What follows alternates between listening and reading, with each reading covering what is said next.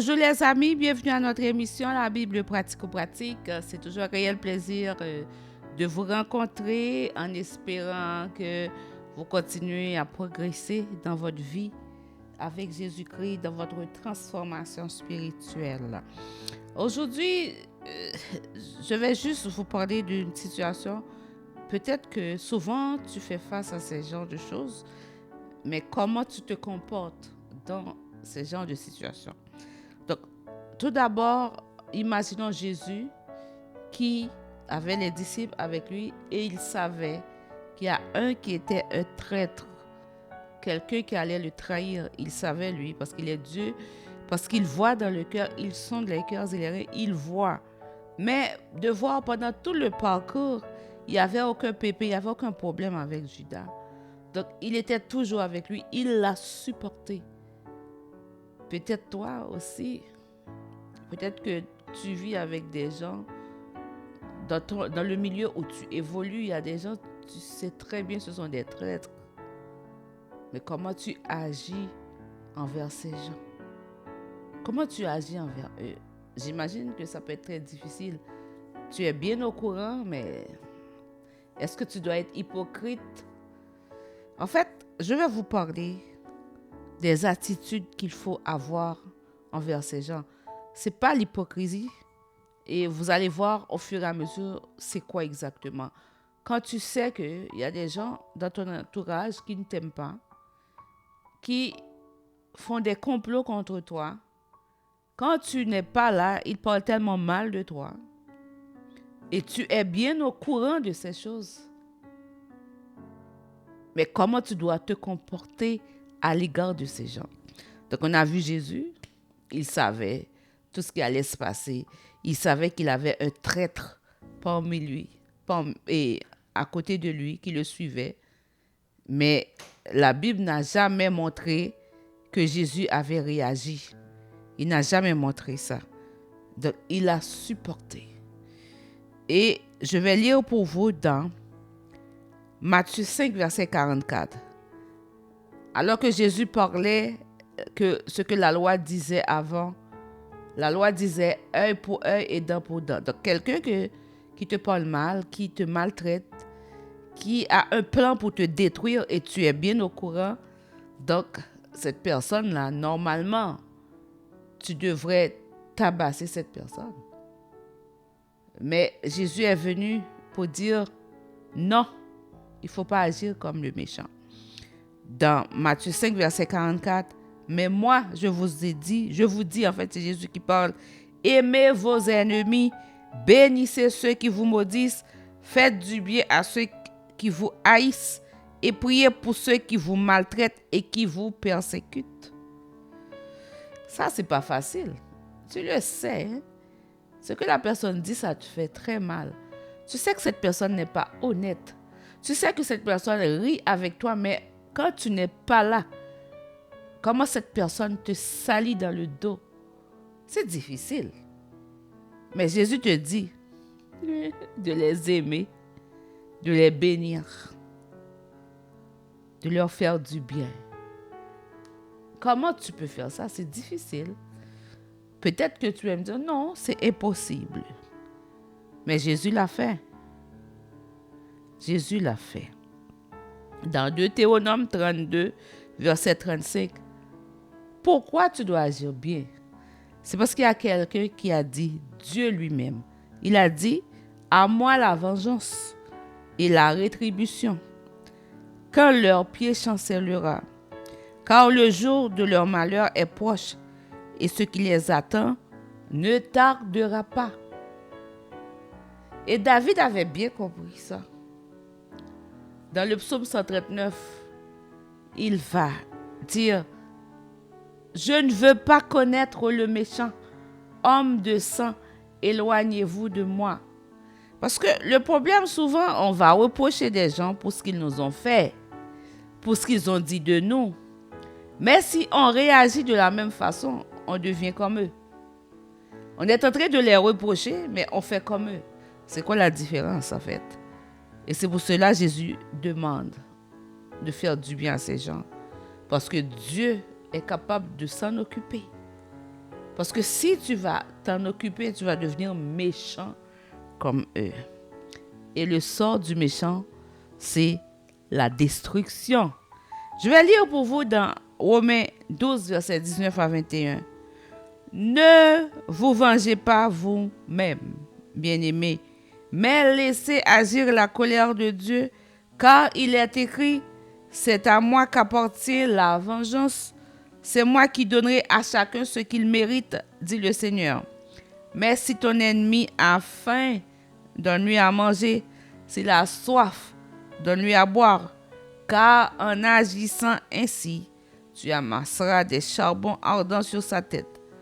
Ne te laisse pas vaincre par le mal, mais sois vainqueur du mal par le bien. Quand ça fait mal, on veut réagir. Quand tu sais que quelqu'un a dit des choses terribles de toi,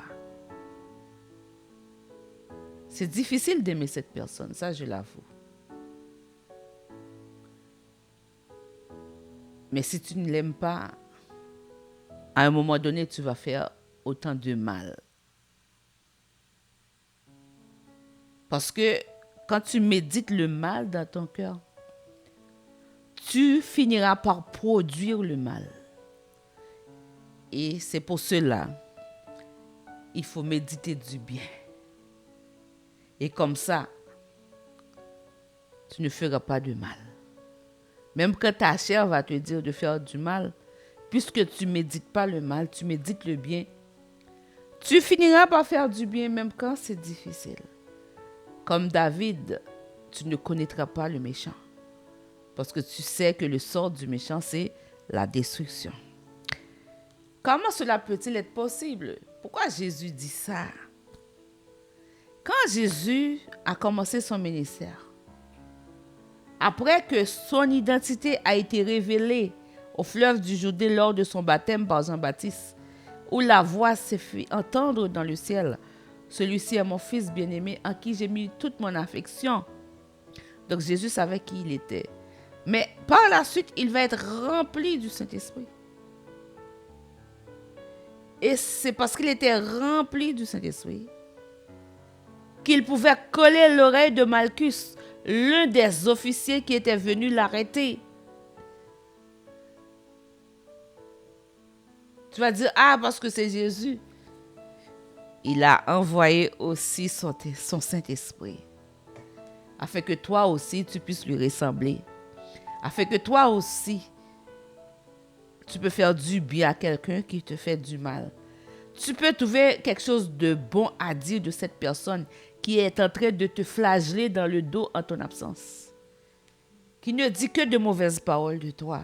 Tu peux trouver une bonne chose à dire de cette personne. Mais tu as besoin du Saint-Esprit de Dieu. Le Saint-Esprit est là.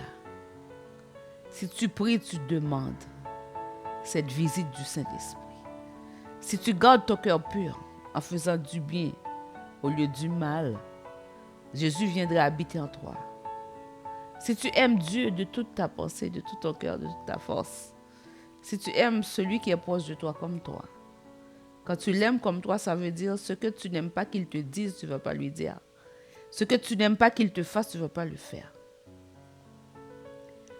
C'est à ce moment, Jésus va demeurer en toi. Et s'il demeure en toi, son Saint-Esprit demeure en toi. Et selon Galates 5, verset 22, mais le fruit de l'esprit, c'est l'amour. Tu vas pouvoir aimer. C'est la joie. Tu ne vas pas être de la tristesse parce que quelqu'un a parlé mal de toi. Tu vas avoir la paix parce que tu n'auras pas peur. Parce que tu sais que Dieu, il est là, il va se venger. Parce qu'à lui, la vengeance, à lui, la rétribution. Tu vas avoir la paix. Peu importe ce que les gens vont dire.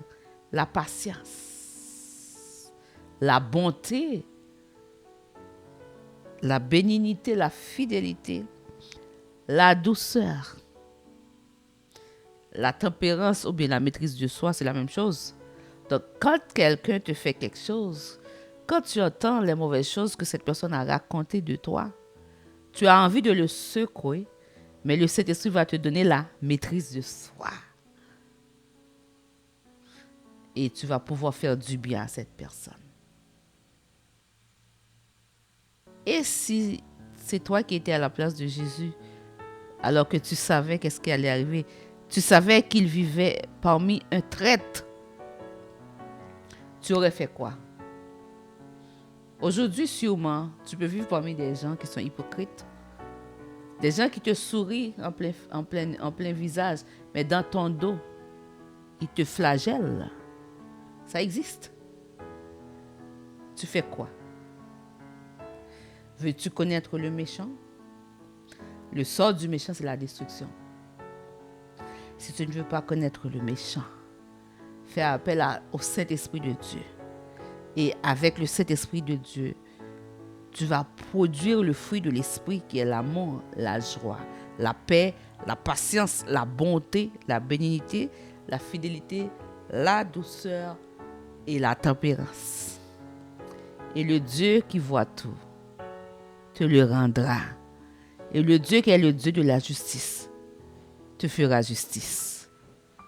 Que Dieu te bénisse. À la prochaine. Dans le prochain épisode de la Bible pratico-pratique. Tu vas être guéri quand tu vas aimer les gens, tu vas les pardonner. Tant aussi longtemps que tu ne pardonnes pas, tu as un poison violent en toi qui est en train de te dévorer. Et la souffrance que tu vas ressentir dans l'âme, c'est ce que tu vas projeter aux gens. Et c'est pour cela que tu vas faire aussi du mal. On est humain, certes. La chair est faible, certes. Mais l'esprit est aussi bien disposé.